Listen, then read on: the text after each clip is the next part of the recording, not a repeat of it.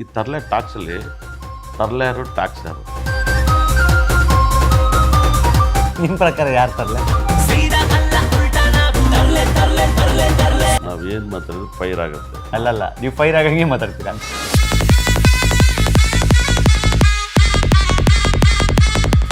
Sir ಅವ್ರು ಕೇಳ್ತಾರೆ, sir ನೀವು ನಿಮ್ಮ ಹೆಂಡತಿ ಬಿಟ್ಬಿಡ್ತೀವಿ ಅಂತ ಹೇಳ್ತೀನಿ. ಅವ್ರ ಹೆಂಡತಿ ಬಿಟ್ಟ ಶಾಕ್ ಆದ್ರು ಅಂತ.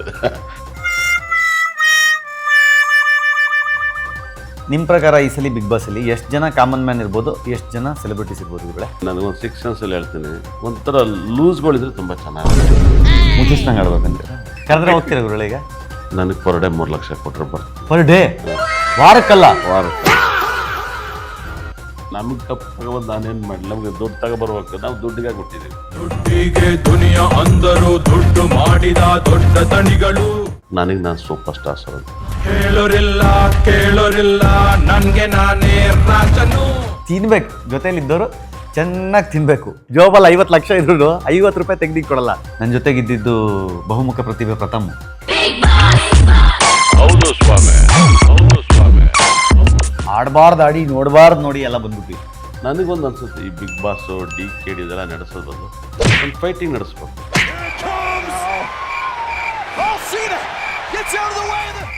ರೂಪೇಶ್ ರಾಜನ್ ಕರೆಸ್ತಿದ್ದಾರೆ, ಕರ್ಸಿ ಚೆನ್ನಾಗಿ ಆಕ್ಟಿಂಗ್ ಮಾಡ್ತೀಯ ಕಣಣ್ಣ. ಅಣ್ಣ ಸಖತ್ ಆಕ್ಟಿಂಗ್ ಮಾಡ್ತಿದ್ದೆ ಕಣ, ಕಲಾವಿದ ಕಣ. ನಮಸ್ಕಾರ ಕಣ. ನೀನು ನಾನು ಜೈಲಿಗೆಲ್ಲ ಹೋಗ್ತೀನಿ. ನೀವು ಕಂಪ್ಲೇಂಟ್ ಆಗುತ್ತೆ. ಇನ್ಮೇಲೆ ಬಿಗ್ ಬಾಸ್ ಸ್ಟಾರ್ಟ್ ಆದ್ಮೇಲೆ ಈ ವಾರ ಯಾರು ಎಲಿಮಿನೇಟ್ ಆಗ್ತಾರೆ ಅಂತ ಜಾತಕ ನೋಡ್ಬಿಟ್ಟು ಹೇಳ್ತಾರೆ. ಪ್ರೆಡಿಕ್ಷನ್ ಮಾಡೋದು. ಪ್ರಿಡಿಕ್ಷನ್ ಹಾಗೆ ಒಂದು ಕಮೆಂಟ್ ಮಾಡ್ಕೊಂಡು ಬಯಸ್ಕೊಂಡು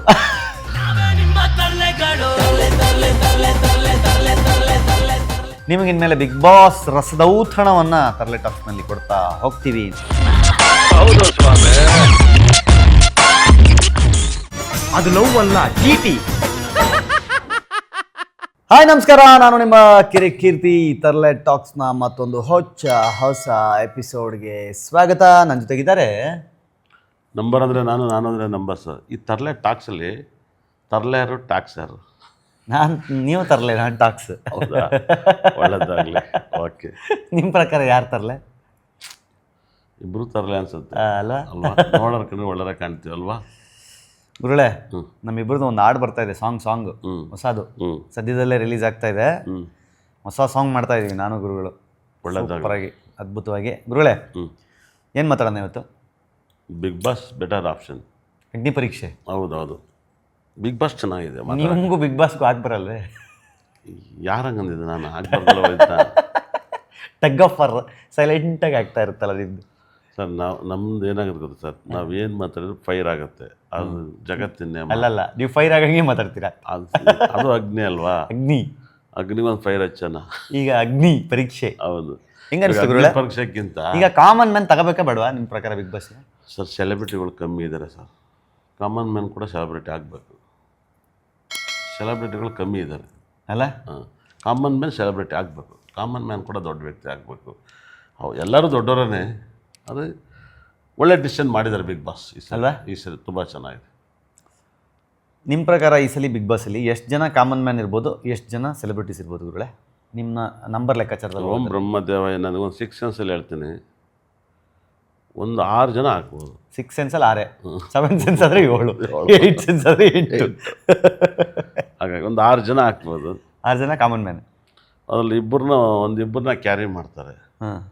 ಯಾಕಂದರೆ ಈ ಬಿಗ್ ಬಾಸಲ್ಲಿ ನಾರ್ಮಲ್ ಜನನೇ ಚೆನ್ನಾಗಿ ಮಾಡೋದು. ಸೆಲೆಬ್ರಿಟಿ 1-2 ವಾರ 3 ವಾರಕ್ಕೆ ಓಕೆ ಆಗುತ್ತೆ. ಮಧ್ಯಮ ಎಲ್ಲಿ ಬೇಕಾದ್ರೂ ಹೋಗುತ್ತೆ. ಅಲ್ಲ ಗುರುಳೆ, ನನಗೇನಂದರೆ ಇವಾಗ ಸುಮಾರು ಜನ ಕರೆದಿದ್ದು, ಒಂದು ಲಕ್ಷಾಂತರ ಜನ ವಿಡಿಯೋ ಮಾಡಿದಾರಂತ, ನಾನು ಬರ್ಬೇಕು ಬಿಗ್ ಬಾಸ್ಗೆ ಅಂತ. ಅದರಲ್ಲಿ ಸೆಲೆಕ್ಟ್ ಆಗೋದು ನೀವು ಹೇಳ್ದಂಗೆ ಒಂದು 5-6 ಜನ ಅಂತ ಅನ್ಕೊ.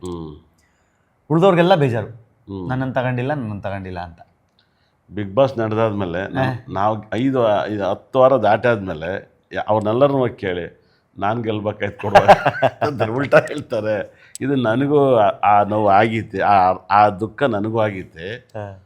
ಏನು ಮಾಡೋಕ್ಕಾಗಲ್ಲ. ಯಾಕಂದರೆ ಇರೋವಷ್ಟು ಸಹ ಬಿಗ್ ಬಾಸ್ ಮನೆ ಒಂದು ಅದ್ಭುತವಾದ ಒಂದು ಸ್ವರ್ಗದ ಮನೆ. ಇರೋವಷ್ಟು ಸಂತೋಷವಾಗಿ ಎಂಜಾಯ್ ಮಾಡೋಕ್ಕೆ ಹೋಗೋದು. ಇರೋದು ಬೇರೆ ಗುರುಗಳೇ. ಈಗ ಮನೆ ಒಳಗೆ ಹೋದ್ಮೇಲೆ ಬೇರೆ. ಇವಾಗ ಆಡಿಷನ್ಗೆ ಬಂದಿರ್ತಾರೆ.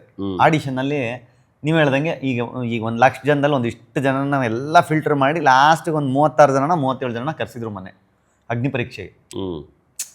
ಅಲ್ಲಿ ಚಂದನ್ನು, ವಿನಯ್ ಗೌಡ ಮತ್ತು ಸಂಗೀತ, ಶ್ರುತಿ ಮ್ಯಾಮು ಎಲ್ಲ ಇದ್ದರು. ಒಂದು 37 ಜನ ಕರೆಸಿದ್ರು. ಅದರಲ್ಲಿ ನೀವು ಹೇಳ್ದಂಗೆ ಒಂದು 5-6 ಜನ ತಗೋತಾರೆ ಅಂತ ಇಟ್ಕೊಳ್ಳಿ. ಇನ್ನು ಉಳಿದವ್ರಿಗೆಲ್ಲ ಏನಂತಂದರೆ ನನಗೆ ಯೋಗ್ಯತೆ ಇಲ್ವಾ, ನನಗೆ ಕರೆದಿಲ್ವಾ ಅಂತ. ಅದೇ ದೊಡ್ಡ ತಪ್ಪು. ಒಂದು ಬಿಗ್ ಬಾಸ್ ವೇದಿಕೆಯಲ್ಲಿ ಹತ್ತಿಬಿಟ್ಟು ಒಂದು ಕಾರ್ಯಕ್ರಮದಲ್ಲಿ ಮಾತಾಡಬಾರ್ದು ಒಂದು ಯೋಗ. ಅದೇ ಒಂದು ಖುಷಿ ಪಡಬೇಕು.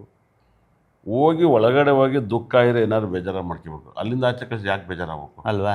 ನಿಮ್ಮ ಪ್ರಕಾರ ಎಂಥವ್ರನ್ನ ತಗೋತಾರೆ ಹೇಳಿ ಬಿಗ್ ಬಾಸಲ್ಲಿ? ನೀವು ಬಿಗ್ ಬಾಸ್ಗೆ ಹೋಗಿದ್ದೀರಾ, ನಾನು ಬಿಗ್ ಬಾಸ್ಗೆ ಹೋಗಿದ್ದೀನಿ.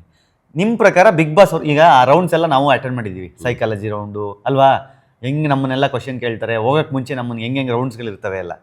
ನಿಮ್ಮ ಪ್ರಕಾರ ಎಂಥವ್ರನ್ನ ಸೆಲೆಕ್ಟ್ ಮಾಡ್ತಾರೆ ಹೇಳಿ ಬಿಗ್ ಬಾಸಲ್ಲಿ? ಬಿಗ್ ಬಾಸ್ ಹೇಗಪ್ಪ ಅಂದರೆ, ಒಂದು ನನಗೆ ತಿಳಿದಿರೋ ಮಟ್ಟಿಗೆ ಬಿಗ್ ಬಾಸ್ ನಾನು ಅರ್ಥ ಮಾಡ್ಕೊಂಡಿದ್ದಕ್ಕೆ ಒಂಥರ ಲೂಸ್ಗಳಿದ್ರೆ ತುಂಬ ಚೆನ್ನಾಗಿರುತ್ತೆ ಬಿಗ್ ಬಾಸ್. ಮುಚ್ಚಿಸ್ನಂಗೆ ಆಡ್ಬೇಕಂತೀರ? ಅವ್ರು ಒಳ್ಳೆಯವರಾಗಿರ್ಬೋದು, ಆದರೆ ಅಲ್ಲಿ ಕಂಟೆಂಟ್ ಕೊಡಬೇಕು, ಹುಚ್ಚನಾಗಬೇಕು. ಜನ ಮೆಚ್ತಾರೆ. ಜನ ಅಫಿಷಿಯಲ್ಸ್ ಆಗಿದ್ರೆ 2 ವಾರ ಕಚ್ಚಾಗ್ತಾರೆ. ಜೆಂಟ್ಲ್ಮನ್ ಮಾಡ್ಕೊಂಡು ಮಾಡ್ಕೊಂಡು ಮನೆ ಯಜಮಾನ ಥರ ಇದ್ರೆ ಅಲ್ಲಿ ಮಾಡಕ್ಕೆ ಬಿಡಲ್ಲ. ಮನೆ ಕೆಲಸದವ್ರು ಇದ್ರೆ ಇರಕ್ಕೆ ಬಿಡಲ್ಲ. ಬೆಂಕಿ ಹಚ್ಬೇಕು, ಅಗ್ನಿ ಹಚ್ಬೇಕು, ಫಿಟ್ಟಿಂಗ್ ಇಡಬೇಕು, ಫಿಟ್ಟಿಂಗ್ ಇಡಬೇಕು. ಇಲ್ಲ ಇಲ್ಲಿ ಬಿಗ್ ಬಾಸ್ ಹೆಂಗೆ ಗೊತ್ತಾ, ಬಿಗ್ ಬಾಸ್ ಒಳಗಡೆ ಹೋಗೋರಿಗೆ ಇನ್ನು ಮುಂದೆ ಕೊಡ್ತಾಯಿದ್ದೀನಿ ಐಡಿಯಾನ. ಯಾರೋ ಒಬ್ಬ ಬುದ್ಧಿವಂತಾಗಿ ಹೋಗಿರ್ತಾನೆ ಸರ್, ಒಳಗಡೆ ಹೋದರೆ ಬಿಗ್ ಬಾಸ್ ಮೇಲೆ ಇಲ್ಲ ಸಂದು ನಿಮ್ಮ ಬಗ್ಗೆ ಮಾತಾಡಬೇಕು, ಇಲ್ಲ ನೀವು ಅವ್ರ ಬಗ್ಗೆ ಮಾತಾಡ್ಬೇಕು, ಅಂಥರ ಬೆಂಕಿ ಹಚ್ಚಬೇಕು. ಇದು ಬಿಗ್ ಬಾಸ್ ಒಳಗಡೆ ನೀವು ಕನ್ಫರ್ಮ್ ಬರ್ಕೊಡ್ತೀನಿ. 8 ವಾರ 10 ವಾರ ಇರ್ತೀರ, ಏನೇ ಆಗಲಿ. ಎಲ್ಲರೂ 4 ಜನ ಇದನ್ನೇ ಮಾಡ್ತಿದ್ರೆ 2 ವಾರ ನಾಮಿನೇಟ್ ಮಾಡೋದೇ ಇಲ್ಲ ಅವರು. ಸಖತ ಮತ್ತೈತಿ, ಕಂಟಿನ್ಯೂ ಆಗಲಿ ಅಂತೀರ ಅವರು. ನೀವು ಬಿಗ್ ಬಾಸ್ ಹೇಗಪ್ಪ ಅಂದರೆ, ಒಂದು ಗೇಮ್ ನಡೀತಾ ಇರುತ್ತೆ. ಯಾವ್ದಾದ್ರು ಒಂದು ಒಳ್ಳೆ ಕಂಟೆಂಟ್ ಸ್ಟಾರ್ಟ್ ಆದರೆ ಮಾತು ಜಗಳ ಆದರೆ ಗೇಮ್ ಆಡ್ಸಕ್ಲ ಅವತ್ತು ಅವ್ರಿಗೆ ಗೇಮ್ ಬೇಕಾಗಿಲ್ಲ. ಬಿಗ್ ಬಾಸಲ್ಲಿ ಗೇಮ್ ಆಡಿ ಗೆದ್ದು ಬಂದಿರೋರು ಯಾರೂ ಇಲ್ಲ. ಕರೆಕ್ಟ್. ಗೇಮ್ ಅನ್ನೋದೇ ಒಂದು ದೊಡ್ಡ ಕಾನ್ಸೆಪ್ಟು. ಹಂಗಲ್ಲ ಬರೋ ಗೇಮ್ ಎಲ್ಲ ಗೆದ್ದೆ ಗುರುಗಳೇ ನಾನು. ಹಂಗೆಲ್ಲ ನೀವು ಗೆದ್ದರೆ ಸರ್, ಕ್ರಿಕೆಟ್ ಪ್ಲೇಯರು ಕೂಡ ಬಂದು ಹೋದರು. ಕರೆಕ್ಟ್. ಫಿಟ್ ಆಗಿರೋರು ಬಂದು ಕೂಡ ಗೆಲ್ಲಕ್ಕಾಗಿಲ್ಲ. ಅಲ್ಲಿ ನಾಲ್ಗೆ ಒಂದು ಫಿಟ್ ಆಗಿರಬೇಕು, ಆವಾಗ ಲೂಸ್ ಆಗಬೇಕು. ಬಿಗ್ ಬಾಸ್ ಮನೆಗೆ ನಾಲ್ಗೆ ಫಿಟ್ ಆಗಿರಬೇಕು, ನಾಲ್ಗೆ ಲೂಸು ಆಗಬೇಕು.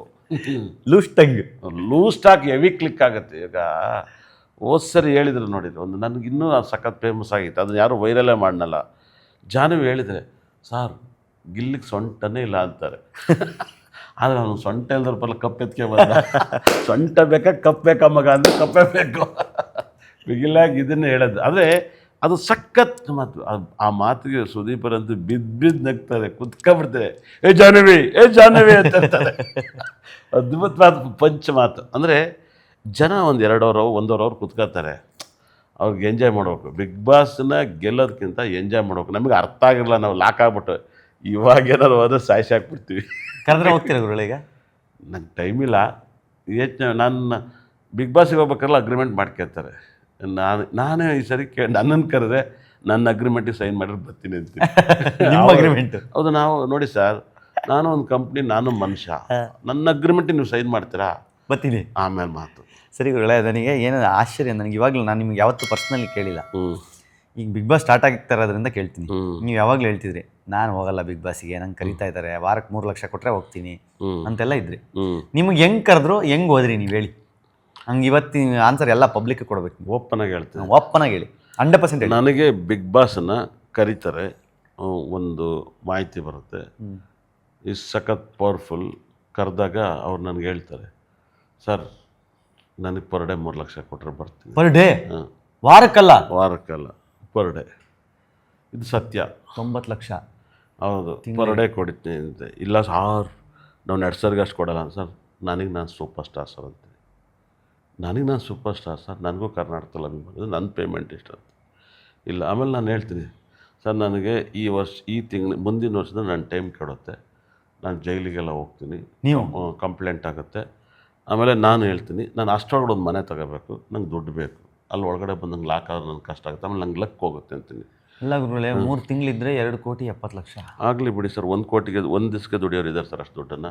ಸರ್ ಈ ಪ್ರಪಂಚದಲ್ಲಿ ದುಡ್ಡೇ ಮ್ಯಾಟ್ರಲ್ಲ ಸರ್. ಸರ್ ನಿಜವಾಗ್ಲೂ ಹೇಳ್ತೀನಿ ಕೇಳಿ, ಇದು ಒಳ್ಳೆ ಪಾಯಿಂಟ್ಸ್ ಹೇಳಿದ್ರೆ ಆಮೇಲೆ ಮಾತಾಡ್ತೀನಿ. ನನಗೆ ಕೇಳ್ತಾರೆ, ಕೊನೆಗೆ ನನ್ನನ್ನು ಕರೆದು ಬಿಗ್ ಬಾಸ್ ಮೇನ್ ನಡೆಸೋರು, ನಾನು ಹೆಸರು ಹೇಳೋಕ್ಕೆ ಇಷ್ಟಪಡ್ತಾರೆ, ಅವರೇ ತುಂಬ ದೊಡ್ಡವರು ಸರ್. ಅವ್ರು ಕೇಳ್ತಾರೆ, ಸರ್ ನೀವು ನಿಮ್ಮ ಹೆಂಡ್ತಿ ಬಿಟ್ಬಿಡ್ತೀರ ಅಂತ ಹೇಳ್ತೀನಿ. ಅವ್ರ ಹೆಂಡ್ತಿ ಬಿಟ್ಟು ಶಾಕ್ ಆದ್ರಂತೆ. Points is open. ಇದು ಸಕ್ಕ ಸಬ್ಜೆಕ್ಟು. ಆಮೇಲೆ ಅದೇನಾಯ್ತೋ ಗೊತ್ತಿಲ್ಲ, ನಮಗೂ ಅವ್ರಿಗೂ ಪ್ರತಿ ವರ್ಷ ಮಾತುಕತೆ. ಆಮೇಲೆ ನಾನು ಲಮ್ಸಮ್ ಒಂದು 33 ಲಕ್ಷ ಕೊಟ್ಬಿಡಿ, ಬಂದ್ಬಿಡ್ತೀನಿ, ಬರ್ತೀನಿ, ಈಗ ಬರ್ತೀನಿ ಅಂತ ಕೇಳಿದೆ. ಕೊನೆ ಲಾಸ್ಟಿಗೆ ನಾನು 1 ವಾರ ಇಟ್ಟು ಕಳಿಸ್ಬೋದೆ, ನಾನು ಒಬ್ಬನೇ ಅನ್ಸುತ್ತೆ. ಇಲ್ಲಿವರೆಗೂ ಬಿಗ್ ಬಾಸಲ್ಲಿ ಗುಡ್ ವಿಲ್ ಕೊಟ್ಟರೆ ಬರ್ತೀನಿ ಅಂತ ಕೇಳಿದೆ. ನಾನು ಗುಡ್ ವಿಲ್ ಅಂದರೆ ಅಡ್ವಾನ್ಸಲ್ಲಿ ಗುಡ್ ವಿಲ್ ಕೊಟ್ಬಿಡಿ. ಅಡ್ವಾನ್ಸ್ ಅಲ್ಲ, ಗುಡ್ ವಿಲ್ಲು. ಅಡ್ವಾನ್ಸ್ ಬೇರೆ, ಗುಡ್ ವಿಲ್ ಬೇರೆ. ಅಡ್ವಾನ್ಸಲ್ಲೇ ಗುಡ್ ವಿಲ್ನ ಮುಂಚೆನೇ ಕೊಟ್ಬಿಡಿ ನನಗೆ. ಗುಡ್ ವಿಲ್ ಅಂದರೆ ಅದು ಕೇಳಂಗಿಲ್ಲ, ಅದು ಅಡ್ವಾನ್ಸೇ ಸೇರ್ಸಂಗಿಲ್ಲ. ವಾರದ ಮತ್ತೆ ಮಾಮೂಲಿ ಮಾತಾಡ್ಕೊಂಡೆ. ಗುಡ್ ವಿಲ್ ತಗೊಂಡ್ರ? ಗುಡ್ ವಿಲ್ಲು, ಹೌದು. ನನಗೆ ನಾನು ಒಬ್ಬನೇ ಅನ್ಸುತ್ತೆ. ಅದಕ್ಕೆ ನಾನು ವಿನ್ನರ್ ಲೆಕ್ಕಾಚಾರ ನಂಗೆ ಯಾಕೆ ಕೊಡ್ಲಾರೆ, ಆರ್ಯವರ್ಧನಿಗೆ ವಿನ್ನಿಂಗ್ ದುಡ್ಡೇ ಕೊಟ್ಟಿದ್ದೆ ಅಂತ ಕೊಡ್ತಾರಲ್ಲ ಅಷ್ಟೇ. ನಾನು ಗುಡ್ ವಿಲ್ ಕೇಳಿದೆ. ನನಗೆ ಗುಡ್ ವಿಲ್ ಅಂದರೆ ಇವಾಗ ಹನುಮಂತ ನಗರ, ಗಿರಿನಗರ, ನಾಗರಬೈಲೆಲ್ಲ ಒಂದು ಸೈಡ್ ತಗೋಬೇಕಾರೆ ಬರೀ ಅಡ್ವಾನ್ಸ್ ಕೊಟ್ಟರೆ ತಗೊಂಡು ಜಾಗ ಕೊಡ್ತಾರೆ. ಅದೇ MG ರೋಡ್, ಬಿಗೇಟ್ ರೋಡ್ ಇಂಥ ಜಾಗದಲ್ಲಿ ನೀವು ತಗೋಬೇಕಾದ್ರೆ ಗುಡ್ ವಿಲ್ ಕೊಟ್ಟು ನೀವು ಅಡ್ವಾನ್ಸ್ ಕೊಡಬೇಕು. ಇದು ಜನಕ್ಕೆ ಗೊತ್ತಿಲ್ಲ ಇದೊಂದು ನಾಲೆಡ್ಜು. ಅದು ಗುಡ್ ವಿಲ್ ಕೇಳಂಗಿಲ್ಲ, ಅದನ್ನು ವಾಪಸ್ಸಿಲ್ಲ, ಅದು ವಾಪಸ್ಸಿಲ್ಲ. ಹೌದು, ಬಿಗ್ ಬಾಸ್ ಹತ್ರನೇ ಗುಡ್ ವಿಲ್ ತಗೊಂಡಿದ್ದೀನಿ. ಹೌದು, ನಿಜ. ಇದು ಗುಡ್ ವಿಲ್ ತಗೊಂಡೆ. ಗುಡ್ ವಿಲ್ಗೆ ಹಾಗಾಗಿನೇ ವಿನ್ನಿಂಗು OTT ವಿನ್ನಿಂಗ್ಗೆ 5 ಲಕ್ಷ ಇಟ್ಟಿದ್ರು. ಗುಡ್ ವಿಲ್ ಅದ್ರ ಡಬಲ್ ಇತ್ತು. ಅದ್ರ ಡಬಲ್ ಇತ್ತು. ನಾನು ಅವಾಗ ಅನ್ಕಂಡೆ ಇದಕ್ಕೆ ಕೊಟ್ಟಿಲ್ಲ ಇದು ಅಂತ. ಹೆಂಗೆ ನಾನು ಲೆಕ್ಕಾಚಾರ ಮಾಡ್ತಾರೆ ಸರ್, ಇಲ್ಲಿ ಕೊಟ್ಟಿದ್ದೆಲ್ಲ ಇಷ್ಟು ಕೊಡ್ಬೇಕು. ಜನಕ್ಕೆ ಏನಾಗುತ್ತೆ, ಕಪ್ ಗೆಲ್ಬೇಕು ಅನಿಸುತ್ತೆ. ನಮಗೆ ಕಪ್ ತಗೊಬಂದು ನಾನೇನು ಮಾಡಲಿ, ನಮಗೆ ದುಡ್ಡು ತಗೊಬರ್ಬೇಕು. ನಾವು ದುಡ್ಡಿಗಾಗಿ ಕೊಟ್ಟಿದ್ದೀವಿ. ದುಡ್ಡು ಲಕ್ಷ್ಮಿ. ಅದೇ ಸಾಂಗು ಬರ್ತಾಯಿದೆ. ಯಾಕೆ ಸರ್, ಎಲ್ಲರೂ ಲಾಸ್ಟಿಗೆ ಕೆಲಸ ಮಾಡೋದು ದುಡ್ಡಿಗೇನೆ.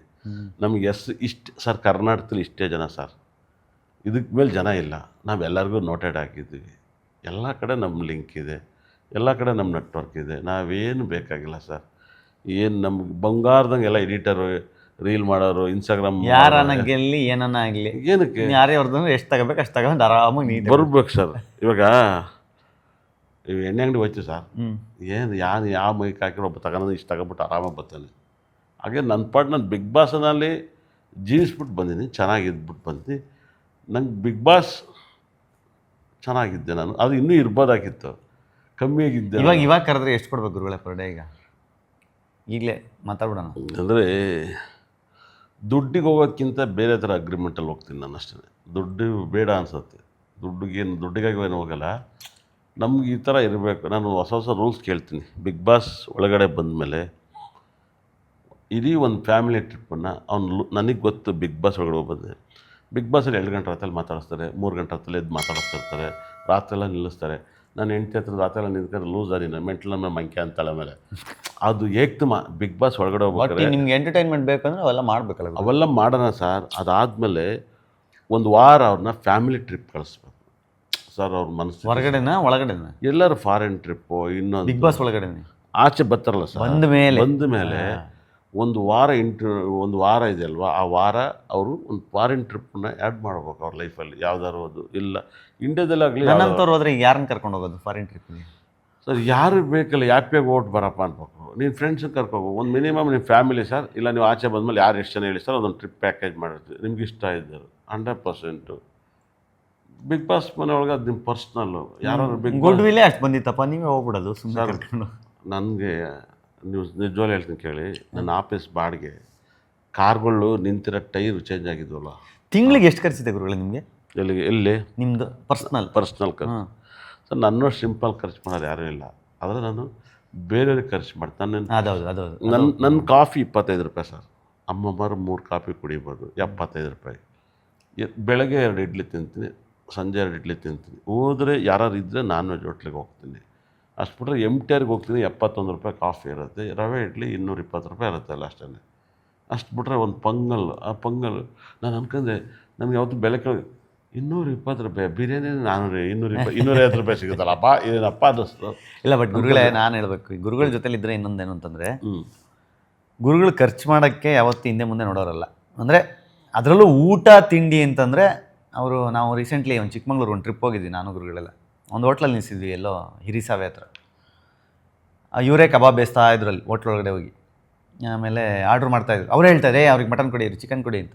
ಗುರುಗಳೇ ಯಾಕಷ್ಟು ಅಂದರೆ, ಇವರು ಗುರುಗಳು ಒಂದು ಮಾತು ಹೇಳೋದು, ಎಷ್ಟಾಗತ್ತೆ ರೀ ಬಿಲ್ಲು? 5,000 10,000 ಆಗಲಿ ಬಿಡ್ರಿ, ಉಳಿದ್ರೆ ರೋಡಲ್ಲಿ ಯಾರಿಗೆ ತಿನ್ನೋಕ್ಕಿಲ್ಲೋ ಅವ್ರಿಗೆ ಕೊಟ್ಬಿಟ್ಟು ಹೋಗೋಣ, ದುಡ್ಡಿಗೆಲ್ಲ ತಲೆ ಕೆಡ್ಸ್ಕೊಬಿಡಿ, ತಿನ್ನಿ ಫಸ್ಟ್ ಚೆನ್ನಾಗಿ ಅಂತ. ಗುರುಗಳದ್ದು ಹಂಗೆ ಮೈಂಡ್ಸೆಟ್. ತಿನ್ನಬೇಕು, ಜೊತೆಯಲ್ಲಿದ್ದವರು ಚೆನ್ನಾಗಿ ತಿನ್ನಬೇಕು, ಅದು ಅವ್ರ ಮೈಂಡ್ಸೆಟ್ಟು. ಉಳಿದ್ರೂ ಪರವಾಗಿಲ್ಲ, ತಿನ್ನಿರಿ ಫಸ್ಟು ಅಂತ. ಯಾಕೆ ಗುರುಗಳೇ ಹೆಂಗೆ ನೀವು ಬೇರೆ 50 ರೂಪಾಯಿ ಕೇಳಿ, ಕಾಸು ಕೊಡಲ್ಲ. 50 ರೂಪಾಯಿ ಕ್ಯಾಶ್ ಕೇಳಿ, 50 ರೂಪಾಯಿ ಜೋಬಲ್ಲಿ 50 ಲಕ್ಷ ಇದ್ರು 50 ರೂಪಾಯಿ ತೆಗ್ದಿಕ್ಕೆ ಕೊಡಲ್ಲ. ತಿಂತೀಯಾ 50,000 ರೂಪಾಯಿ ತಿಂದು, ನಾನು ಇಲ್ಲೇ ಬಿಲ್ ಕೊಡ್ತೀನಿ ಪರವಾಗಿಲ್ಲ ಅಂತಾರೆ. ಇಲ್ಲಿ ಏನಾಗುತ್ತೆ, ನಾನು ಹೋಟ್ಲಿಗೆ ಹೋದಾಗ ನಾನು ಭಾಳ ಕ್ಲೈಂಟೆಲ್ಲ ಮುಗಿಸಿ ಹೋಗ್ತೀನಿ. ನನ್ನೊಂದು ಏನು ವೈಬ್ರೇಷನ್ ಅಂದರೆ, ನಾನು ಯಾವುದೇ ಹೋಟ್ಲು ಯಾವುದೇ ಜಾಗದಲ್ಲಿ ಹೋಗಲಿ ಖಾಲಿ ಹೊಡಿತಾ ಇರುತ್ತೆ. ನಾನು ಹೋಗಿದ ತಕ್ಷಣ ವೈಬ್ರೇಷನ್ ಜನ ನಾನು ನೋಡಿದ್ದೀನಿ ತುಂಬ ಜನ ಬಂದುಬಿಡ್ತಾರೆ. ಅದು ನನ್ನ ವೈಬ್ರೇಷನ್. ಎಲ್ಲಿ ವ್ಯಾಪಾರ ಆಗಲ್ವೋ ಅಲ್ಲೂ ಸುಮ್ಮನೆ ನಾನು ನಿಂತು ಸಾಕು ಸಿಕ್ಕಾಬಟ್ಟೆ ವ್ಯಾಪಾರ ಅದು. ಅದು ನಂಗೆ ಭಗವಂತ ಕೊಟ್ಟರೆ ಯೋಗ ವೈಬ್ರೇಷನ್ನು. ನನಗೆ ಇರಲ್ಲ ಆಮೇಲೆ ಆರ್ಡ್ರ್ ಮಾಡೋಕ್ಕೆ ಹೋದರೆ. ಹೌದು, ನಾವು ಮೊನ್ನೆ ಒಂದು ಚಿಕನ್ ಅಂಗಡಿಗೆ ಹೋಗಿದ್ವಿ.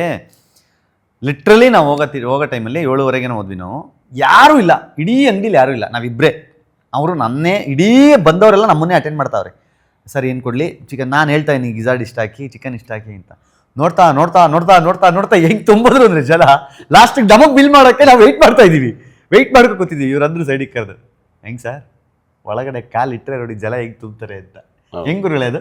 ಇದು ನಂಗೆ ಚಿಕ್ಕದಿಂದ ನಂಗೆ ರೂಢಿ ಆಗಿತ್ತು. ಬೇಕ್ರಿ ಇದ್ದಾಗಲೂ ಕೂಡ ಹೇಳೋರು ಜನ, ಸರ್ ಜನನೇ ಇರಲ್ಲ ಸರ್, ನೀವು ಬಂದ ತಕ್ಷಣ ಜನ ಬಂದುಬಿಡ್ತಾರೆ. ನಾನು 100%. ಹಾಗಾಗಿ ನಾನು ಇರೋದೆಲ್ಲ ಆರ್ಡ್ರ್ ಮಾಡ್ತೀನಿ. ಆರ್ಡ್ರ್ ಮಾಡಿ ನಂಗೆ ತಿನ್ನೋಷ್ಟು ತಿಂದ್ಬಿಟ್ಟು, ಯಾರೋ ನನಗೆ ರೋಡಲ್ಲಿ ಕೇಳ್ತಾ ಇರ್ತಾರೆ, ಅವ್ರು ಕೊಟ್ಬಿಟ್ಟು ಪಾರ್ಸಲ್ ಮಾಡೋದು. ನಾನು ಮನೆಗೇನು ತರಲ್ಲ, ಕೊಟ್ಬಿಟ್ಟು ಹೋಗ್ತೀನಿ. ನಮ್ಮ ಮನೇಲಿ ಡೆಡ್ ಆಪೋಸಿಟ್ಟು. ನಮ್ಮ ಮನೇಲಿ ಊಟಕ್ಕೆ ವಿರುದ್ಧವಾಗಿರ್ತಾರೆ, ಏನೂ ತಿನ್ನಲ್ಲ, ಯಾವ ಸುದ್ದಿಗೂ ಹೋಗಲ್ಲ. ನಿಮಗೇನು ಸರ್ ಬಿಗ್ ಬಾಸ್ ಒಳಗಡೆ ಇದ್ದೀರಲ್ಲ? ನಂದು ಗೊತ್ತಲ್ಲ ಗುರುಗಳೇ, ನನ್ನ ಎಕ್ಸ್ಪೀರಿಯನ್ಸೇ ಬೇರೆ. ನಾನು 116 ದಿನ ಇದ್ದೆ Bigg Boss, runner up. 116 sir, ಅಷ್ಟಕ್ಕೆ ನಾನೇ ನಮ್ದು 2 ವಾರ ಎಕ್ಸ್ಟೆಂಡ್ ಆಗಿತ್ತು. ಫಸ್ಟ್ ಟೈಮ್ 2 ವಾರ ಎಕ್ಸ್ಟೆಂಡ್ ಮಾಡಿದರು. ನನ್ನ ಜೊತೆಗಿದ್ದಿದ್ದು ಬಹುಮುಖ ಪ್ರತಿಭೆ ಪ್ರಥಮ್ ವಿನ್ನರು. ಹಂಗಾಗಿ ನಾವು ಆಡಿ ನೋಡಿ ಎಲ್ಲ ಬಂದ್ಬಿಟ್ವಿ. ಬಟ್ ಒಳ್ಳೆ ಸೀಸನ್, ಪ್ರಥಮ್ ಸೀಸನ್ ಅಂತಾರಲ್ಲ ಹಂಗೆ ಒಳ್ಳೆ ಸೀಸನ್ನು, ಅದ್ಭುತವಾಗಿತ್ತು. ಒಂದು ಒಳ್ಳೆ ಫೇಮ್ ಕೊಡ್ತು. ಇಂದ ಹೊರಗಡೆ ಬಂದಮೇಲೂ ಅದನ್ನು ಕ್ಯಾರಿ ಮಾಡ್ಕೊಂಡು ಬರ್ತಾಯಿದ್ದೀವಿ ಅಷ್ಟೇ. ನಾನೇನು ನಿಮ್ಮಷ್ಟೆಲ್ಲ ಕಾಸು ಕೊಟ್ಟಿಲ್ಲ, ನಮಗೆ ಗುಡ್ ವಿಲ್ ಅಲ್ಲ, ಬ್ಯಾಡ್ ವಿಲ್ಲೂ ಇಲ್ಲ. ನನಗೆ ಏನಾಗ್ತದೆ ಸರ್, ಇವಾಗ ನನ್ನನ್ನು 15 ವರ್ಷ ಅವರು ಮೊದಲನೇ ಸೀಸನಿಂದ ನನ್ನ ಕರೀತಾಯಿದ್ರು. ನಾನು 9ನೇ ಸೀಸನಿಗೆ ಹೋಗಿದ್ದು. ಪ್ರತಿ ವರ್ಷವೂ ನನಗೆ ನಂಬರ್ ನೋಡ್ಕೊಂಡೇ ಹೋದ್ರೆ ಇಲ್ಲ. ಫಸ್ಟ್ ಕರೆದಾಗ ಏನಾಯ್ತು ಗೊತ್ತಾ, ನನ್ನ ಮಗಳು ಚಿಕ್ಕವಳಿದ್ಲು. ಆವಾಗ ನಾವು ಯಾರಿಗೋಸ್ಕರ ಜೀವಿಸ್ತೀವಿ, ಬಿಗ್ ಬಾಸ್ ನನಗೇನು ಕೊಡುತ್ತಿಲ್ವೋ, ನನ್ನ ಮಗಳು ಒಂದು ಒಳಗಡೆ ಕಾಲಿಡೋ ಲೆವೆಲ್ಗೆ ಆಗಬೇಕು ಅಂತ ಅವ್ರದ್ದೊಂದು ಫೀಲಿಂಗ್ ಕಾದೆ. ಸರ್ ನಾನು ಇವತ್ತು ಹೋಗಿಲ್ಲ ಅಂದ್ರೆ ನಾನು ಯಾವತ್ತೂ ಅವ್ರಿಗೆ ಬಿಗ್ ಬಾಸ್ ಬೇಕೇ ಬೇಕು. ಇವತ್ತು ಹೋಗಿರೋದ್ರೆ ನಾವು ಬೇಡದಿರೋ ವಿಷಯ ಆಗಿರ್ಬೋದು, ಆದರೆ ನಾವು ಯಾವತ್ತಿರೋ ಬಿಗ್ ಬಾಸ್ ಕಂಟೆಂಟೇನೆ ಭಾಳ. ನನಗೊಂದು ಅನ್ಸುತ್ತೆ, ಈ ಬಿಗ್ ಬಾಸು DKD ಇದೆಲ್ಲ ನಡೆಸೋದು ಬದಲು ಒಂದು ಫೈಟಿಂಗ್ ನಡೆಸ್ಬೇಕು. ಯಾಕೆ ದುಡ್ಡು ಬರುತ್ತೆ ಅದರಲ್ಲೂ. ಬಿಗ್ ಬಾಸ್ ನಡೆಸ್ತಾ ಇದ್ದಾರೆ, ಮಾತಾಯಿತು, ಡ್ಯಾನ್ಸ್ ಆಯಿತು. ಈಗ ಫೈಟ್ ಮಾಡೋರೆಲ್ಲ ಇದಾರಲ್ಲ ಸರ್, ಕರಾಟೆ ಮಾಡೋರು, WWF ಹೋಗಿ. ಅಲ್ಲ ಅದು ಬೇರೆ ಸರ್, ಅದು ಚಾನಲ್ ನಡೆಸ್ತಾ ಇಲ್ಲ, ಅದು ಸ್ಪೋರ್ಟ್ಸು. ಇಲ್ಲಿ ನೀವು ಡ್ಯಾನ್ಸ್ ಮಾಡ್ತೀರಲ್ವ ಸರ್, ಮಾತಾಡೋದಲ್ವ, ಒಂದು ಫೈಟ್ ಮಾಡೋದು ನಡೆಸ್ಲೇ ಬಿಡಿ. ಆಂಬುಲೆನ್ಸ್ ಹಾಕಿ ಹೋಗ್ತೀರಾ ನೀವು? ನಂಗೆ ಅದು ಇಷ್ಟ. ಹೋಗ್ತೀರಾ? ಅಯ್ಯೋ ಬಲ ಇಷ್ಟ. ಯಾರು ಬರ್ಬೇಕು ನಿಮ್ಮ ಆಪೋಸಿಟ್? ಯಾರು ಬರಲಿ, ನಂಗೆ ಫೈಟ್ ಅಂದ್ರೆ ತುಂಬ ಇಷ್ಟ. ನನಗೆ ರೂಪೇಶ್ ರಾಜಣ್ಣ ಕರೆಸ್ತಿದ್ದೆ, ಕರೆಸಿ ಚೆನ್ನಾಗಿ ಆ್ಯಕ್ಟಿಂಗ್ ಮಾಡ್ತೀಯ ಕನ್ನಡ. ಅದೇನು ಅದೊಂದು ಇದು ಮಾಡಲಿ. ರೂಪೇಶ್ ಅಣ್ಣ ಯಾವಾಗಲೂ ಹೇಳ್ತಾರೆ, ರೂಪೇಶ್ ರಾಜಣ್ಣ ಸಖತ್. ನನಗೆ ಬಿಗ್ ಬಾಸ್ ಒಳಗಡೆ ಹೋಗೋದಕ್ಕೆ ಮುಂಚೆನೇ ಎದುರಿಸ್ಬಿಟ್ಟಿದ್ರು. ಯಾರು? ರಾಕೇಶ್. ಅಪ್ಪ ಇವ್ರು ಬರ್ತಾರೆ, ಯಾರು? ರೂಪೇಶ್ ರಾಜಣ್ಣ ಬರ್ತಾರೆ. ಅವ್ರದ್ದೆಲ್ಲ ನಂಗೆ ಮುಂಚೆ ನೋಟಾಡಿ ಗೊತ್ತಾಗಿತ್ತು. ಇವು ಸ್ಪೆಷಲ್ ಸಂಪರ್ಗಿ. ಅಯ್ಯೋ ಆದರೆ ನಂಗೆ ಯಾವಾಗಲೇ ಹಂಗೆ ಗೊತ್ತಾ, ನನಗೆ ರಪ್ಪನ ಪ್ರಶಾಂತ್ ಸಂಬಂಧ ದಿ ಬೆಸ್ಟ್ ಫ್ರೆಂಡ್ ಆಗ್ಬಿಟ್ಟು ಸಿಕ್ಕಾಬಿಟ್ಟೆ ಫ್ರೆಂಡ್ ಆಗಿದ್ದೆ ಅವ್ರನ್ನೇ. ನಿಮ್ಮ ಪರಿಚಯ ಆಗ್ಬಿಟ್ರೆ ನಿಮ್ಮ ಜೊತೆಲಿ ಒಂದು ಕಾಫಿ ಕುಡಿದ್ರೆ ಯಾರಾದರೂ ಫ್ರೆಂಡ್ ಆಯ್ತಾರೆ. ಹೌದು, ಸುಮ್ಮನೆ ಹೊರಗಡೆ ಕೂತ್ಕೊಂಡು ಕಮೆಂಟ್ ಮಾಡೋರು ಮಾಡ್ತಾರೆ ಅಷ್ಟೇ. ಹೌದು, ನಿಮ್ಮ ಜೊತೆಗೆ ಒಂದು ಕಾಫಿ ಒಂದು ತಿಂಡಿ ತಿಂದ್ಬಿಟ್ರೆ ಅವ್ರಿಗೆ ಗೊತ್ತಾಗ್ಬಿಡುತ್ತೆ, ಗುರುಗಳು ಹಂಗಲ್ಲ, ಗುರುಗಳ ವೈಬೇ ಬೇರೆ ಅಂತ. ನಿಮ್ಮ ಪ್ರಕಾರ ಈ ಸಲ ಬಿಗ್ ಬಾಸ್ ಸಕ್ಸಸ್ಸಾ? ಯಾವಾಗಲೂ ಸಕ್ಸಸ್ ಆಗುತ್ತೆ. ಅದು ಜನಕ್ಕೆ ಒಂದು ಟಾಪಿಕ್ ಬೇಕು, ಡೈಲಿ ಒಂದು ಟಾಪಿಕ್ ಬೇಕು ಜನಗಳು. ನಾವು ಒಂದ್ಸಲಿ ವಾರಕ್ಕೆ 1-2 ಕಂಟೆಂಟ್ ಮಾಡೋಣ ಗುರುಗಳೇ ಬಿಗ್ ಬಾಸ್ ಬಗ್ಗೆ ಈ ಸಲ. ಖಂಡಿತಲ್ಲೂ ಮಾಡೋಣ, ಖಂಡಿತಲ್ಲೂ ಮಾಡೋಣ. ಮಾತಾಡ್ತಿರೋ ತಾನೆ? ಮಾತಾಡ್ತೀನಿ. ಏನು ನಿಮ್ಗೆ ಬೇಜಾರಿಲ್ಲ ತಾನೆ ಬಿಗ್ ಬಾಸ್ ಮೇಲೆ? ಇಲ್ಲ ಇಲ್ಲ ಇಲ್ಲ ಇಲ್ಲ ಇಲ್ಲ ಇಲ್ಲ ನಂಗೆ ತುಂಬ ಮಾತಾಡೋಣ. ನಾವು ಮಾತಾಡೋದಕ್ಕೆ ಕಳೆದೋಗ್ಬೇಕು, ಹಾಗೆ ಮಾತಾಡೋಣ. ಜನ ಬಿಗ್ ಬಾಸ್ ಬಿಟ್ಟು ನಮ್ಮನ್ನು ನೋಡ್ಬೇಕು, ಗ್ಯಾರಂಟಿ ಮಾಡೋಣ. ಇಲ್ಲ ಅದು ಹೆಂಗಾಗಲ್ಲ. ಟಿವಿಲಿ ಬರ್ತದೆ, ಇದು ಮೊಬೈಲಲ್ಲಿ ಬರ್ತದೆ, ನೋಡ್ಕೊತಾರೆ ಎಲ್ಲ. ಒಂದು ಮುಂದಿನವ್ರು ಯಾರು ಆಚೆ ಹೋಗ್ತಂದು ಜಡ್ಜ್ಮೆಂಟ್ ಮಾಡೋಗೋದು ಬಲ್ ಮಜಾ ಇರೋದು. ಹಾಗೆ ಕಮೆಂಟ್ ಮಾಡ್ಕೊಂಡು ಬೈಸ್ಕೊಳ್ಳೋದು, ಕಮೆಂಟಲ್ಲಿ ಬೈಸ್ಕೊಳ್ಳೋದು. ಇನ್ಮೇಲೆ ಬಿಗ್ ಬಾಸ್ ಸ್ಟಾರ್ಟ್ ಆದಮೇಲೆ ಈ ವಾರ ಯಾರು ಎಲಿಮಿನೇಟ್ ಆಗ್ತಾರೆ ಅಂತ ಜಾತಕ ನೋಡ್ಬಿಟ್ಟು ಹೇಳ್ತಾರೆ, ಪ್ರೆಡಿಕ್ಷನ್ ಮಾಡೋದು. ಪ್ರಿಡಿಕ್ಷನ್ ಅದು ಸಕಾಲಿರುತ್ತೆ. ಆಗಿಲ್ಲ ಅಂದ್ರೆ ಸರ್ ನಾನೊಬ್ಬ ತೆಂಡೂಲ್ಕರ್ ಎಲ್ಲ ಮ್ಯಾಚು 100 ಹೊಡೆದಿಲ್ಲ. ನಾನೊಬ್ಬ ಪ್ಲೇಯರ್ಸು 70% 65% ಅವರೇಜಲ್ಲಿ ಇರ್ತೀನಿ ಕ್ರಿಕೆಟ್. ಅಲ್ಲಿ 70% ಅಂದರೆ ಒಂದು ಬಾಗಲ್ ತನಕ ಹೋಗ್ಬಿಟ್ಟು ವಾಪಸ್ ಬಂದ್ಬಿಡ್ತಾನೆ ಅಂತಾನೆ. ಅವರೇಜು 70% ಅಂದರೆ ಸರ್ ಟೋಟಲ್ 10ರಲ್ಲಿ 7 ಜನನಾರು ಪ್ರೆಡಿಕ್ಷನ್ ಮಾಡ್ತೀವಿ, 3 ಜನ ಆಗಲಿ ಹಿಂದೆ ಮುಂದೆ ಆಗಲಿ. ನೋಡ್ದಂಗೆ ಈ ವಾರ ಇಲ್ಲ ಮುಂದಿನ ವಾರ ಬಂದೇ ಈ ಬರ್ತಾರೆ. ಸಲ ತರ್ಲೆ ಟಾಕ್ಸ್ನ ಈಗಲೇ ಸಬ್ಸ್ಕ್ರೈಬ್ ಮಾಡ್ಕೊಳ್ಳಿ, ಯಾಕಂದ್ರೆ ಬಿಗ್ ಬಾಸಲ್ಲಿ ಈ ಸಲ ಯಾರು ಹೋಗ್ತಾರೆ ಅಂತ ಮುಂಚೆನೇ ಹೇಳ್ತಾರೆ ಗುರುಗಳು. ಪಕ್ಕ ಅವ್ರು ಹಾಕೋ ಬಟ್ಟೆ ಹೇಗಿತ್ತು, ಅವ್ರ ಸ್ಟೈಲ್ ಹೇಗಿತ್ತು, ಈ ವಾರ ಹೆಂಗೆ ಅಲ್ಲ ಈ ಬಟ್ಟೆ ಹೆಂಗೆ ಸಾಥ್ ಕೊಡುತ್ತೆ, ಅವ್ರ ಡೇಟ್ ಆಫ್ ಬರ್ತ್ ಹೆಂಗೆ ಸಾಥ್ ಕೊಡುತ್ತೆ, ಹೆಂಗೆ ಆಚೆ ಬರ್ತಾರೆ ಎಲ್ಲ ಹೇಳೋಣ. ಮಿಸ್ ಮಾಡಬೇಡಿ, ತರ್ಲೆ ಟಾಕ್ಸ್ ಸಬ್ಸ್ಕ್ರೈಬ್ ಮಾಡ್ಕೊಳ್ಳಿ. ಅಗ್ನಿ ಪರೀಕ್ಷೆಯಲ್ಲಿ ಇವಾಗ ಗೊತ್ತಿರೋಂಗೆ ಇಬ್ಬರೇನೋ ಸೆಲೆಕ್ಟ್ ಆಗಿದ್ದಾರಂತೆ ಈ ಕ್ಷಣದವರೆಗೆ. ಇನ್ನು ಯಾರ್ಯಾರು ಬರ್ತಾರೆ, ಎಷ್ಟು ಜನ ಒಳಗೆ ಬರ್ತಾರೋ ಗೊತ್ತಿಲ್ಲ.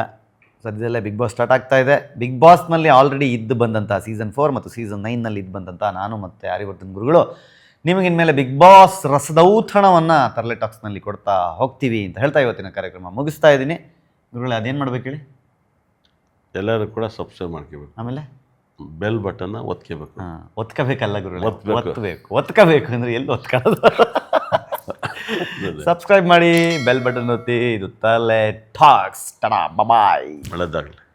ಅದು ನೋವಲ್ಲ, ಟಿ